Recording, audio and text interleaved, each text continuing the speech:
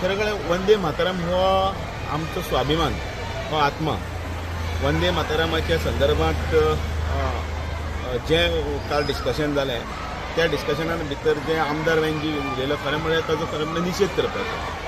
ताका वंदे मातरम विशय वेगळो आनी चळवळ जी आशिल्ली ती चळवळ वेगळो. ह्या चळवळीन भितर वंदे मातरम हे स्फूर्तिगीत आशिल्लें आनी हें स्फूर्तिगीत सगळे कडेन फुडें व्हेलें. ज्या वेळाचेर वंदे मातरमाचो वापर पयलो जेन्ना तें गायलें तेन्ना काँग्रेसच्या महाअधिवेशनानूच आशिल्लें. ह्या सगळ्याचो बारीक जर अभ्यास जर ताणें पयलीं करपाक जाय आशिल्लो आनी ताजेर मागीर टिप्पणी करपाक जाय आशिल्ली. म्हणजे विरोध करपाक जाय म्हणून ते हातूंत भितर विरोध करचो न्ही हें तातूंतलें खरें तात्पर्य.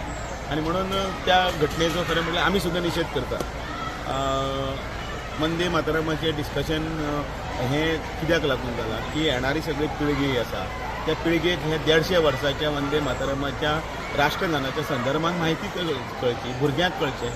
वंदे मातरम ह्या गाण्याक लागूनच आमकां स्वातंत्र्य मेळिल्लें आसा. ह्या स्वातंत्र्याच्या हाका फुडें वतना पासार चडपी आमचे सगळे स्वातंत्र्यवीर आशिल्ले.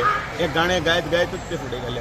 प्रत्येक चळवळीचो अग्रभागी जर घोशणा जर खंयची आसताली ती वंदे मातरम आसताली. ती चेतना आशिल्ली, ती स्फूर्ती आशिल्ली, तो स्वाभिमान आशिल्लो आमचो.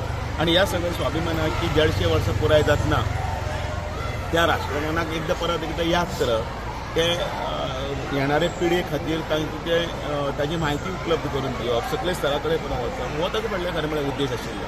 उद्देश बाजूक दवरून ज्या तरेन ताजेर टिप्पणी केली ती टिप्पणी खरोखर योग्य न्ही.